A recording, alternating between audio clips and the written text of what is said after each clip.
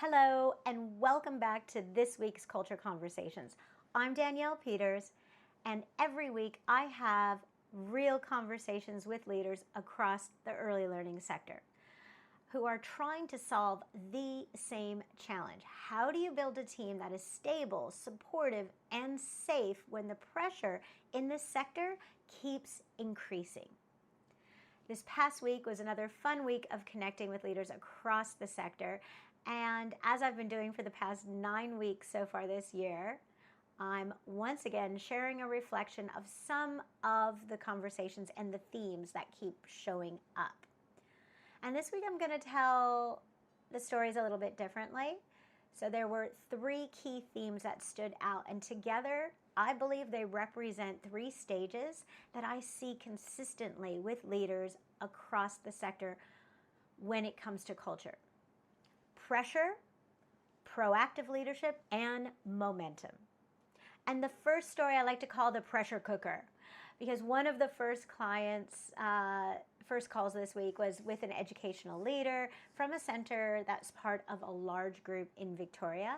And she booked one of our culture clarity calls because the center is under a significant amount of pressure, like right now, and she is trying to stabilize the team. And at the moment, she is filling multiple roles at once, covering leadership responsibilities while also being on the floor because they are short-staffed. 2 educators recently resigned and just walked out due to burnout. The team are also managing a group of children with very high needs, which means there are constant supervision challenges.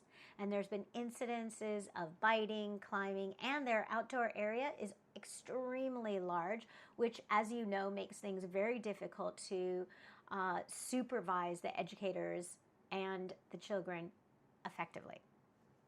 So on top of that, head office feedback has been heavily focused on KPIs and performance rather than what the educators are experiencing on the ground. So she reached out because she wants to turn the culture around before more educators leave. And her biggest concern during the conversation was actually child safety, which makes sense. When educators are stretched and burnt out, supervision becomes harder, patience becomes thinner, and the whole environment becomes more reactive instead of proactive. And what we explored together was how culture can become that stabilizing force during periods like this. Not culture as a buzzword, but culture as something that creates shared ownership across the team, where educators support each other, step in for each other, communicate clearly, and feel responsible for maintaining a safe environment together. Because when culture becomes shared across the team, the pressure doesn't sit on one leader alone. And when teams feel supported and connected, they are far more likely to stay. Since the center is part of a larger group, the next step is to bring their area manager into this conversation to explore whether this type of support could help stabilize other centers as well across the group. My second story is the proactive leader. And this conversation was with a center director whose center is currently running reasonably well. The rooms are functioning, the team is stable for now, and on the surface, everything looks okay. But she told me something that really stood out. She said she can feel the pressure building across the sector again. New services are opening up nearby, recruitment is becoming harder, and experienced educators are being approached and offered higher wages elsewhere. And she has seen this pattern before. One educator leaves, then another starts questioning whether they should move too. And suddenly the stability of the whole team starts shifting. So when she booked in one of her culture clarity call, it was because she doesn't want to wait until she's in that situation. She wants to strengthen the culture of the center now so that when those outside pressures appear, the team is less likely to start looking elsewhere.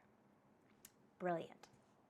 And what we explored together was how culture becomes one of the strongest retention tools a leader has.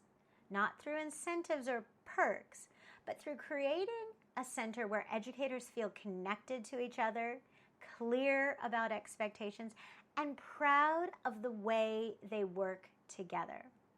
When educators feel that level of connection and ownership, leaving becomes a much harder decision because they're not just leaving a job, they're leaving a culture they helped to build. And this third story I call the momentum movement. And this one looked very different from the first two conversations because this week we officially launched our HTC program with the leadership team at Bright Steps Academy.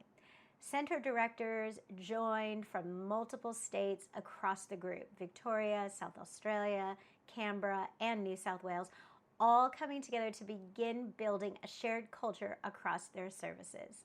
As their organization continues to grow, the leadership team recognized something important. If culture is not intentionally built, every center will start developing their own version of how things are done, different expectations, different team dynamics, different standards. So they made the decision to bring their leaders together and intentionally build a culture that is visible, consistent, and shared across the organization. And during the launch, we could see the engagement from the leaders, the curiosity, the questions, the willingness to reflect on how culture currently shows up in their centers and how they want it to evolve as the organization continues to grow. Because when leadership teams invest in culture early, they create something incredibly powerful.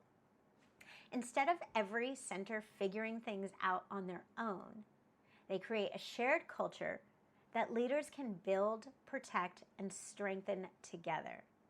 And that's when real momentum begins. And when I step back and I reflect on these three themes from the week, they really represent the stages many centers move through. Some leaders are under pressure trying to stabilize their teams. Some leaders are acting proactively before problems appear. And some organizations have decided to build culture intentionally and create momentum across all their centers. The question becomes, which stage are you at right now? Because culture doesn't stabilize on its own. It becomes strong when leaders decide to make it visible, consistent, and shared across the team. If you're an owner, an area manager, or a center director listening to this message right now and recognizing some of these challenges inside your own center, please reach out. I'd love to learn more about what's happening inside your center and across your services and explore how we can help you build a culture that your team can feel, see, and protect together. Keep blooming.